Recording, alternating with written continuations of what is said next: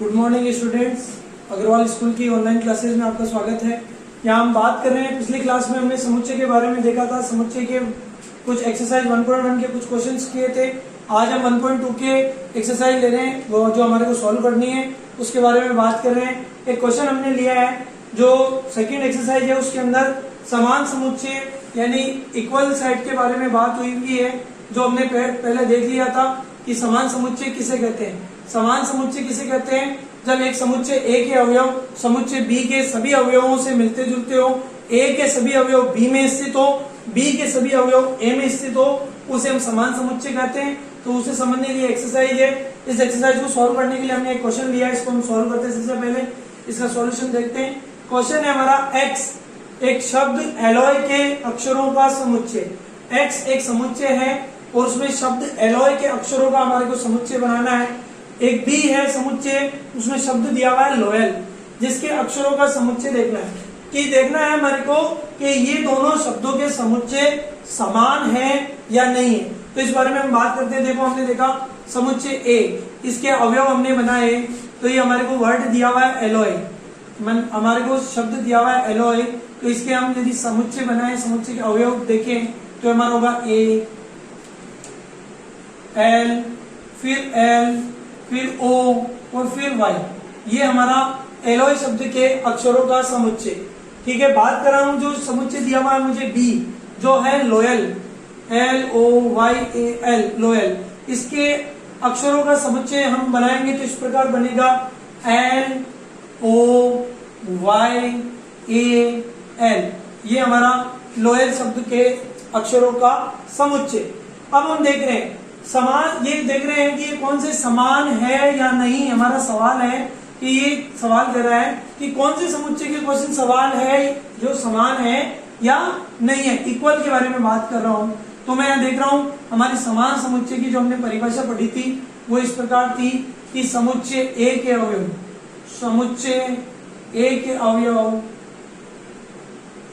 B से संबद्ध रखते हो या बी से संबद्ध हो और बी के प्रत्येक अवयव ए से संबद्ध हो, तो उसे हम क्या कहेंगे? समान समुच्चय कहेंगे। यानी ए के अवयव बी में होने चाहिए, बी के अवयव ए में होने चाहिए।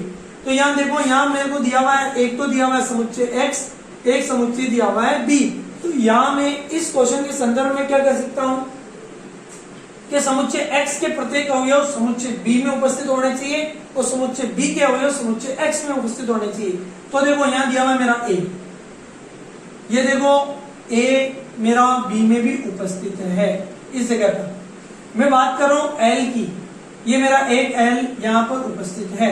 फिर मैं बात कर रहा हूं एक l और है, तो ये भी मेरा एक l और उपस्थित है यहाँ पर। बात कर रहा हूं o, ये मेरा o, ये मेरा y, ये मेरा y। मैं देख रहा हूं प्रत्येक अक्षर जो x के समुच्चय, x समुच्चय के प्रत्येक अवयव समुच्चय b के अवयवों में है, लेकिन उनका क्रम अलग अलग है। तो यहां मैं लिखूंगा समुच्चय, सॉल्यूशन में लिखूंगा समुच्चय x के अवयव, समुच्चय x के अवयव समुच्चय b के अवयवों में स्थित है। तो मैं कहूंगा कि समुच्चय x समुच्चय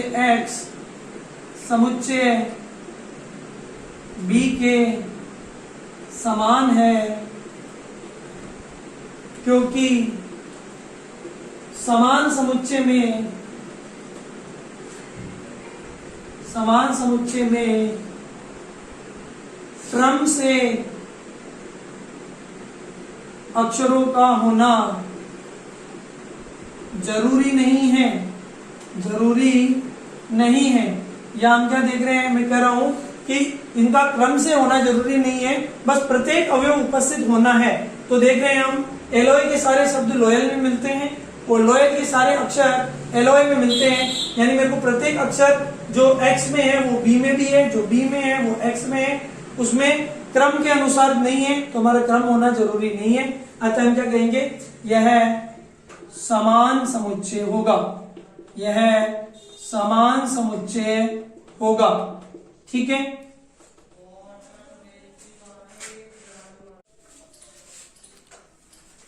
एक क्वेश्चन और लेते हैं जो समान समुच्चय के बारे में ही है। दिया हुआ है क्वेश्चन कि एक समुच्चय जो दिया हुआ है n, जो कि n बिलोंग कर रहा है z से, साथ में दिया हुआ है तथा x square is greater than equal 4।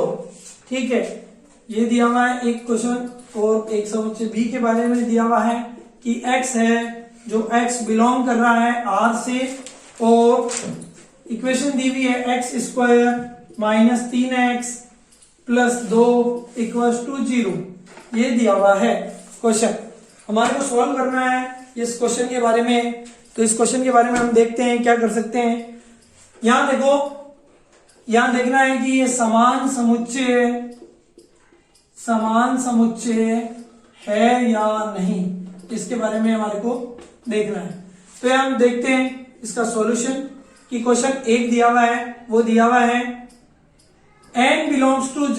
जो हमने पढ़ा z कैसी संख्या होती है भाई, पूर्ण संख्या, पूर्णांक संख्या, परिमेय संख्या, अपरिमेय संख्या, इनके बारे में बात करी है। और कंडीशन दी है मैंने, n बिलोंग यानी संख्या बिलोंग कर रही है z से, और दी कंडीशन दी हुई है x square greater than equals to 4, यानी अधिकतम इसका वर्ग करने पर मेरा कितना आना चाहिए, 4 आनी चाहिए।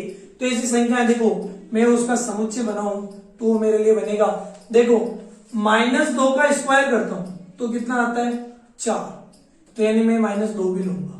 -1 का स्क्वायर करूंगा तो मेरे लिए क्या आएगा 1। ठीक है, 0 का स्क्वायर 0, 1 का स्क्वायर 1, 2 का स्क्वायर मेरे लिए क्या आया वापस से 4। ये मेरी संख्याएं लूंगा तो ये मेरी क्या हो जाएगी, इस कंडीशन को फॉलो करेगी जो कि क्या है x square greater than equals to 4। तो यहां मेरे लिए समुच्चय बनेगा -2, -1, 0, 1 और 2। ये मेरी इस कंडीशन को फॉलो कर रहा है। ठीक है, बात कर रहा हूं b की। ठीक है, यहां मेरे को इक्वेशन दी हुई है x square minus 3x plus 2 बराबर 0।